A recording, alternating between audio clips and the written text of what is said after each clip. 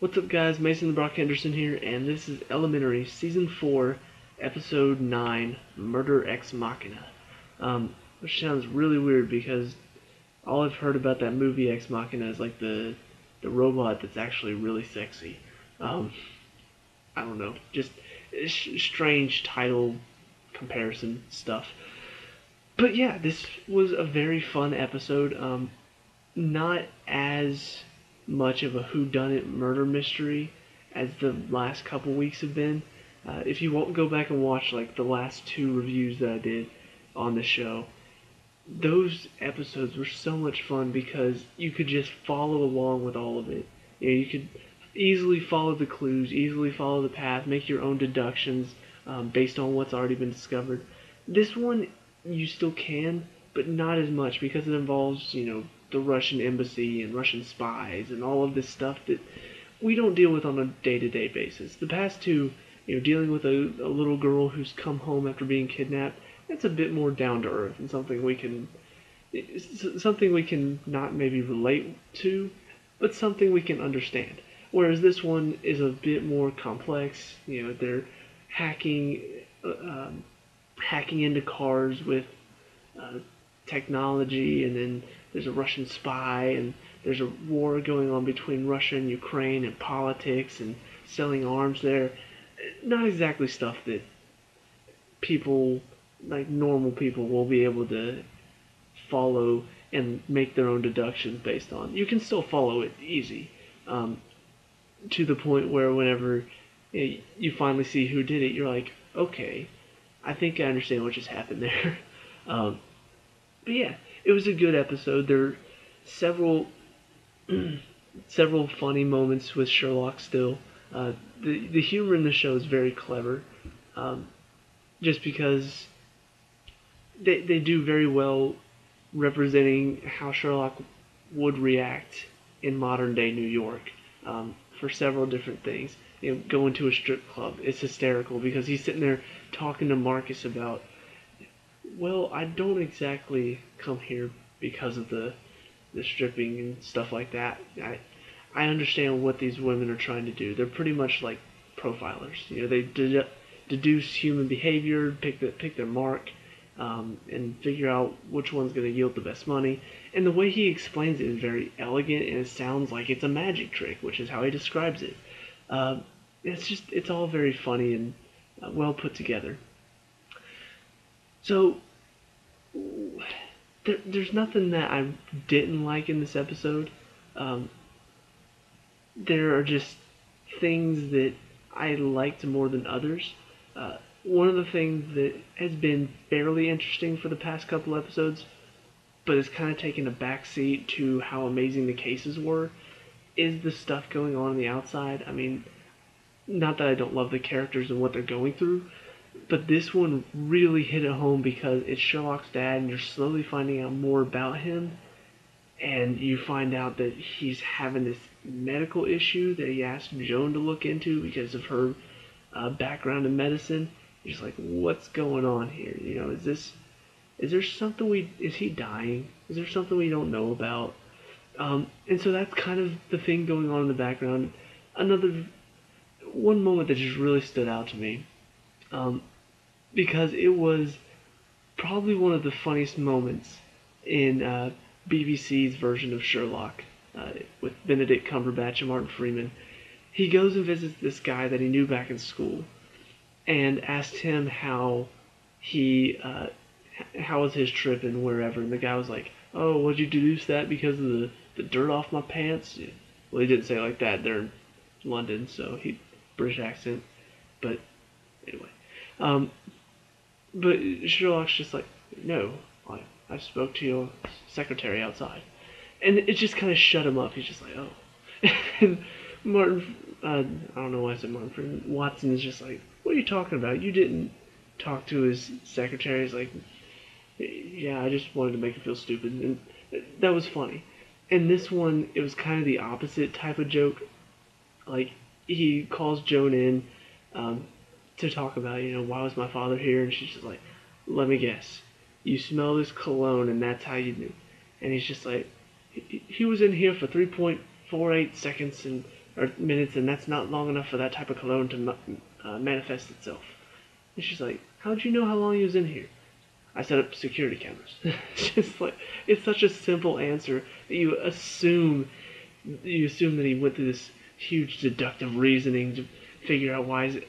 No, he just set up security cameras, and that's how he saw his father come in. Anyway, I go off on these rants for way too long. So, the stuff with his father. At the end, whenever Joan had the Wall of Madness up, which I like the fact that now she's using the Wall of Madness too, I kind of started to realize that they were going a lot deeper into this than just his father is sick.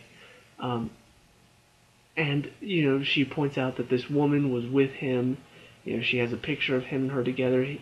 She thinks that they were sleeping together, and then this woman died. And the stuff that he is, like the medicine that he's taking would help you if you have stomach issues. And she's like, so I was looking to see if maybe he had stomach cancer.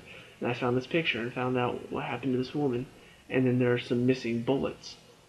I feel like maybe your father got shot. Maybe somebody was trying, maybe he got caught in the crossfire. And then slowly kind of figure out, or maybe somebody was trying to kill him. And that's kind of where they leave off. And it's very intriguing. I'm like, okay. And even they showed the previews for next week, and it's kind of, that's what next week's episode's going to be about, is who tried to kill Sherlock's father, and are they going to try to do it again? And they're kind of hinting, did Sherlock have something to do with it? I hope that's not the twist, because if you give it away this week, that would be stupid. But I'm fairly certain that's probably not the twist. But I am curious to find out what exactly happened. Who shot at him? Why did they shoot at him? Of course, there are probably several reasons why, because he seems like he has friends in all the wrong places.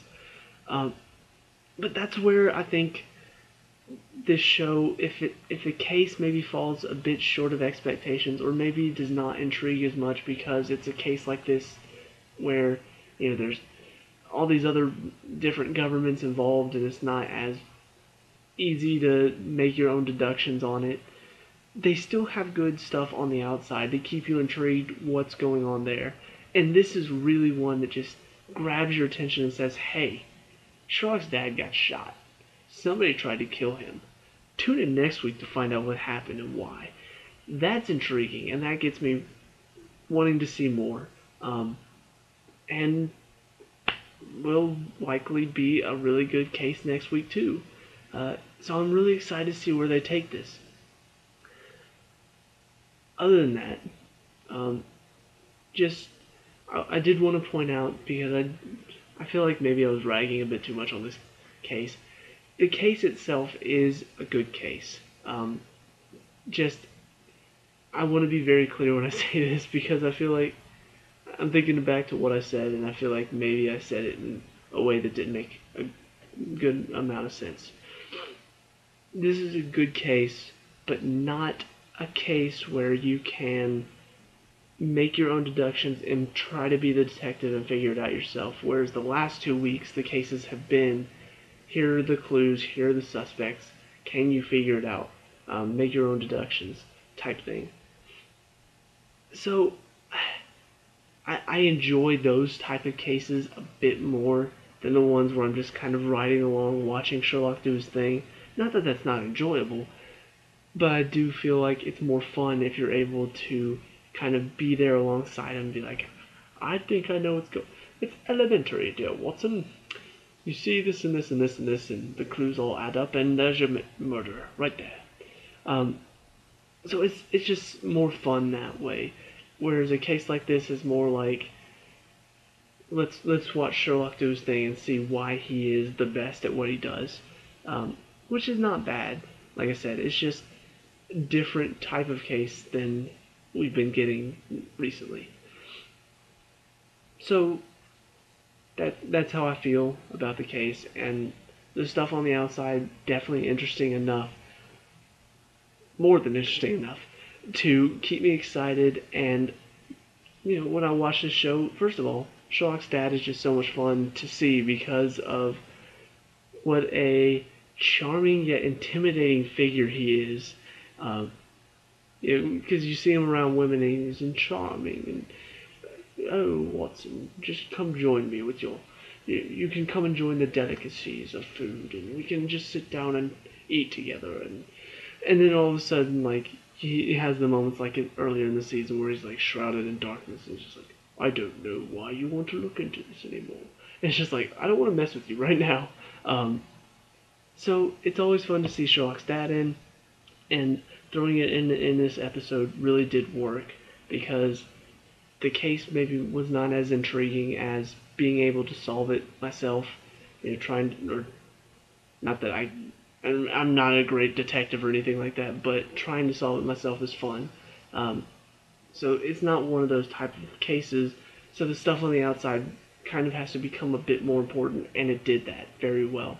So I think the writers know what they're doing in the sense of, if we can't keep you involved here, we'll keep you involved out here.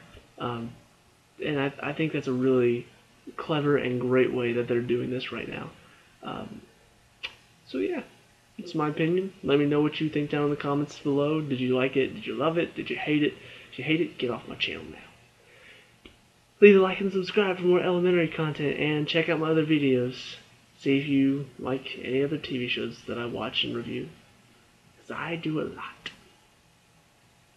See you in the next video. Peace out.